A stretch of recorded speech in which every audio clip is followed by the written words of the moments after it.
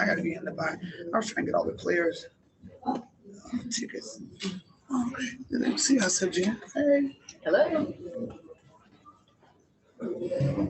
Section. Okay. I gotta get them tickets. I'm at the buy. I don't want 3 girls to not come because I have tickets. Let me see. Get that. It never fails. I'm always. Y'all let us know when it's ready. All right, everybody. Welcome back to our AT&T WNBA All-Star 2021 Zoom press conferences. Joining us from the 1996 Olympic team, Ruthie Bolton and Jennifer Azzi. We'll begin right away with questions, and we're going to start with Christy Winters-Scott. Christy, go ahead. First of all, I definitely want to say how much we appreciate the 1996 team. The game of women's basketball appreciates that 1996 team. Just reflecting on that now, especially being there in Vegas tonight, did you envision that the decision for the WNBA to be made, but also to fight for a gold medal the way that you did that year, did you think that everything would evolve the way that it has over the last 25 years? I don't think anyone could have imagined what this was going to become. I think we knew we were onto something, though. Like, we were on a mission to win a gold medal, but we were also on a mission to not go back overseas and play. And I think we knew that we were showing the American public and the world the next level of women's basketball. And, you know, for our generation, when you graduated college, people thought you were old at the age of 22. And so you have the best player in the world on our team in her 30s. And it was just a tremendous experience. Yeah, I'm gonna piggyback off what Jennifer said. It's you know, we knew something major had to happen. She reminded us every day that anything less than the goal, we will fail. So we knew that something great, and we knew that we had to prove to people. We had to prove to people that we could play basketball all the time is now. But how things have evolved for women's sports, it's just been amazing. So I'm happy to have been part of the legacy, to have been part of the foundation, because it's a beautiful game to watch, and so thankful that, like I said, Jennifer and I and my other teammates, we changed history for women's basketball. Thank you. All right. Thank you. Our next question will come from Eric Wilson. Eric will be followed by Charles. Eric, you're on. I appreciate it. Thank you. Ladies, first off, it's an honor to be able to speak to you today because you truly were pioneers in this game. I just wanted to ask both of you, looking back on the last 25 years and seeing the growth and just how these ladies have kind of emulated what the two of you have started, can you just speak to the importance of what the next 25 years, what you hope it looks like? That was a tough one to hear. Did you get Yeah, that? okay. Eric, I believe you may be in the arena, and therefore we're having a little bit of difficulty hearing you. Apologies for that. So we are going to move to Charles Holman. Charles, you're up. Good afternoon, ladies. Hi. Is there any little, they talk about the men's dream team so much, but you was just as important and just as special. But what little thing that you like to share with us that hasn't been talked about that is also should be noted in the legacy of this team and how you've done in terms of the history of women's basketball? Yeah, I think so. Yeah. Talk about Something that maybe isn't talked about, or I don't know. I think there was such a level of professionalism on our team, and we had so much respect from 1 to 12. And a lot of what I think made us successful was just the bond that we had. I mean, we went through war together. I mean, traveling all over the world together, doing the college tour. And again, I think showing the American public the next level, but it was the quality of the people, I think, that speaks, or, that I remember the most. Lisa Leslie and I were just talking about, do you ever remember the points you scored, or, any of that? And you don't. You remember the legacy, which is now seeing this current team going into the Olympics. And it was just a joy to be a part of starting something like this. Yeah, I think we need to reemphasize, what we did. We were 60-0, and those are counting just the games we were in uniform. We played a lot of games. We played under some really tough circumstances. There are times we travel overseas for like 17 hours and went straight to the gym.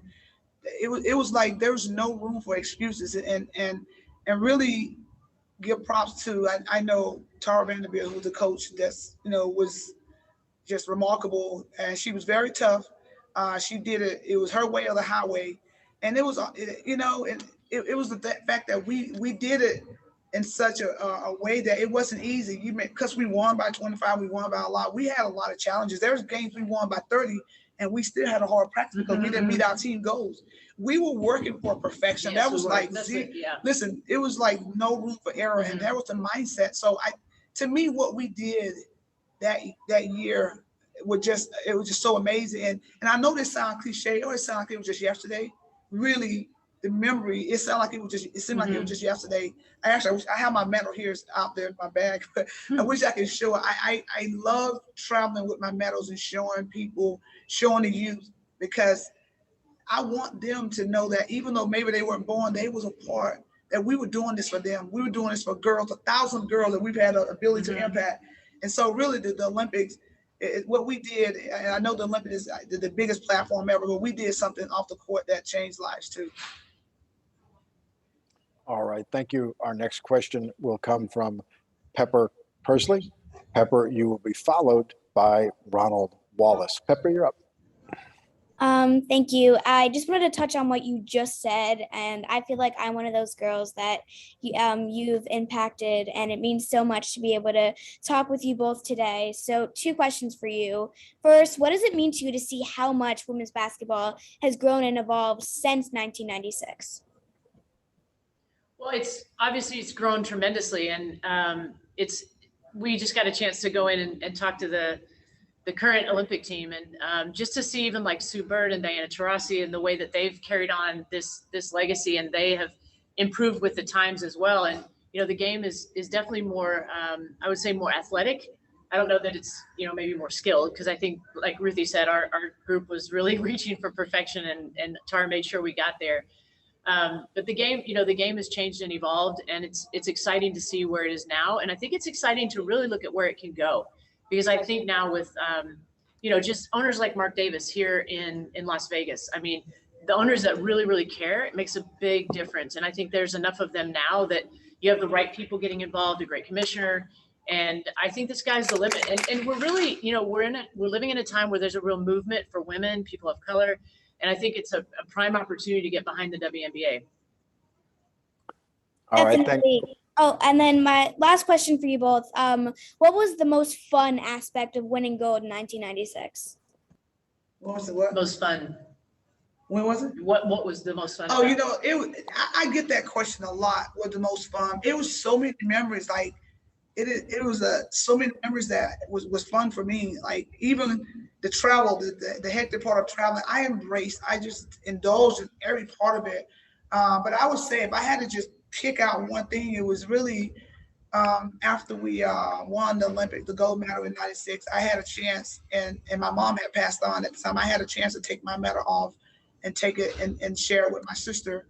And my dad had a picture of my mom, there. So she's always wanted me to make the Olympic team. She always was like, well, is this the Olympic team? Every team I played on. So she wasn't here, to share, but remember she was. So that to me stands out as something that really I'm thankful that I got a chance to share with my father, and I got a chance to actually dedicate my medal 96 to my sister. Thank you so much for everything. All right, thank you. And our next 2 questions will come in order from Ronald Wallace, and then, Ronald Wallace, and then Takeshi Shibata. Ronald, you are up. Takeshi, on deck.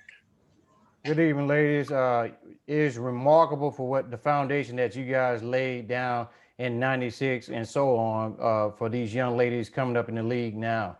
I remember watching you guys in '96. McDonald's had these scratch-offs. Every time y'all won a gold medal, you could win a Big Mac, and I was full of Big Macs that year. I can tell you that, but you guys are remarkable. But looking at today's game and some of the players you have, what are some of the things you guys could tell them going into their first Olympic Games or into their first All-Star game? What should they take from it, and what the Olympic team or? Yeah, either. Yeah, just real quick, jump. To me, seize the moment because the years will go by so fast. Don't worry about what you can't change. Don't worry about that's all the fluff. Just focus on the task at hand. Embrace it. Show gratitude. The fact that you're a part of something that's one. Because I know within a girls' team, there's so many different issues. There's so many different distractions. But seize the moment. What in this space that I can control? It's how hard I work and my attitude. All this stuff that you don't, you feel like you should get that. I would say just seize the moment because so many people will want to be in your spot. And I heard Tyra say a lot of time, hey, you know what? If you don't want to be here, if you got excuses and this is too hard for you, or we're not offering you enough, somebody else would love to be in your spot. They will be waiting by the phone. So embrace the moment, seize the moment, and leave their footprints. And I think learn from the leaders. Like I think if you're one of the younger players, learn from Sue and Diana, learn from players that have been there. Because, Ruthie and I were somewhere in the middle, I think, when we were on the team. But I always looked to Teresa Edwards and Katrina McLean and how they carried themselves professionally and learned a lot from them. All right, thank you. Our next question, Takeshi Shibata. Takeshi, you will be followed by Charles Holman. Charles, you're on deck. Takeshi, you're up. Thank you. So my name is Takeshi Shibata. I'm calling from Tokyo, Japan. Thank you for your time. And I'd like to ask you about the game in 1996, where the Team Japan took on your Team USA. I think it was a very competitive game. I think it was 108 to 93 or things like that. So what do you remember about those games? It was very competitive. It was a very fun game, I think. Well, it was very competitive, and their style was quite a bit different from ours. I mean, they were the early Steph Curry's launching threes from like half court. So I think it was an adjustment for us in playing that style of play, and they don't stop moving. So like I just remember perpetual motion and shooting threes. Yeah, the Japanese team. Oh yeah, I remember playing, and they all look alike. I got so confused with my player. Listen, they shoot far and they move fast. To me, that style of play was harder to defend than the style that we used to. So they can shoot. They just play.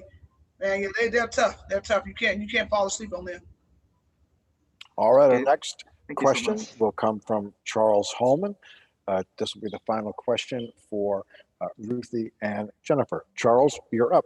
Yeah, thank you, ladies. You did something very novel and not done before, doing a 2-year tour as an Olympic team. Could that be done again, in your opinion? I personally don't think so. I mean, players are at different places in their lives, have families. I think we were all at a different stage of our lives at that point. And I just think with the professional opportunities that are out there, it would be really hard to fund a team to not play in the WNBA or to, not play overseas, et cetera. So I think it'd be very challenging. I think USA Basketball has done a good job is developed a program where players know when they're a part of it so they can prepare on their own. And they've built chemistry over the years through training camps, competitions together. So I think it would be really challenging to ever do it again. Ruthie, Jen, thank you so much. All right, thank you. To our media, stay with us. If you would, just a moment. Our next guest will be Rebecca Lobo, and we're going to go quick question and answer with Rebecca as she has just a few duties to do today with ESPN.